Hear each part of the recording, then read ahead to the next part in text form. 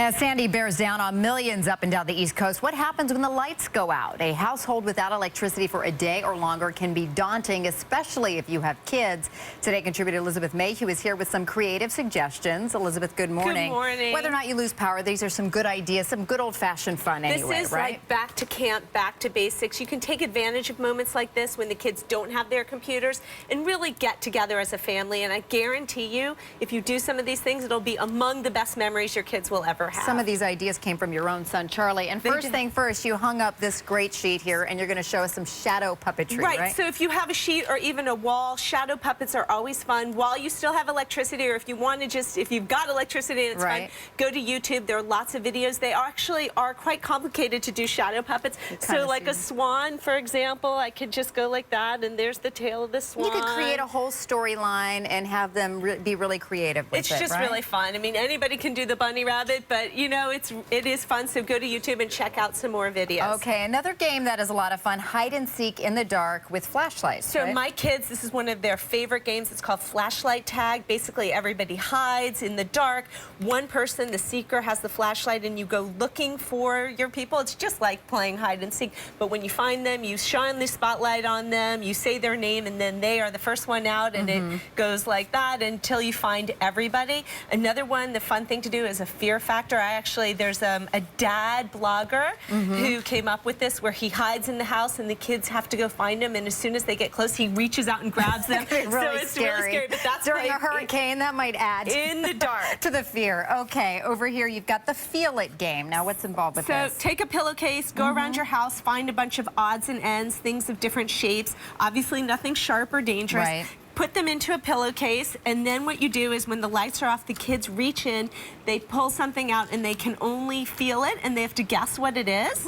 And so that's really fun. The other thing you can do is play the alien game, which is when they find all of these objects, they have to find a new use for that object or put them together as if they were an alien and they've never seen it before in a new, interesting, inventive way. I like that. Okay, now this is probably my favorite game. Okay. And this is the eat it before it melts game, right? So my son, this is his creation, 100%. He called it Save the Ice Cream Eating Contest. So as everything's melting in the refrigerator, God forbid you don't get to eat all the ice cream. So his goal was to eat as much ice cream as possible as melting. So that is really fun. And it's certainly, when Haagen-Dazs is $6 a thing, you don't want it to go to waste. Gain a couple of pounds during a hurricane, no problem. Might as well eat it. Okay, also a good time to just go back to the basic, play those good old board games that you have, read books, color.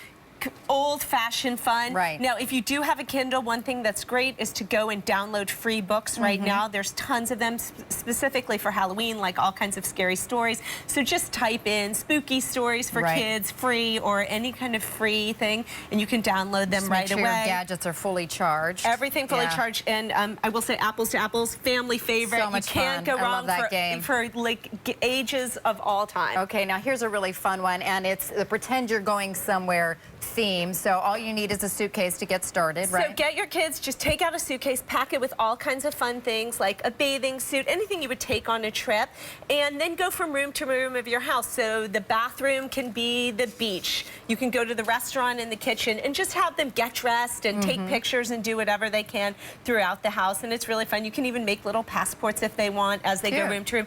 Also really fun to do a scavenger hunt. So if they're looking for things, I mean, again, you're using things in your house, you're being creative. All right, and last but not least, the everything backwards game. Now, this means everything from breakfast, how you start your day in general. You're doing backwards, reverse, walking. You put your clothes on backwards. You make your bed up backwards. So you put the pillow at the other end. You make all of your food. Sandwich so this backwards. is a backwards sandwich where the bread is on the inside and the ham is on the outside. It kind of goes along with the trend of today's not a normal day, so let's take it all the way and have fun. All right, I like these ideas. Elizabeth Mayhew, hopefully we won't have to put a lot of them into effect, but we'll see what the next 24 hours may tell.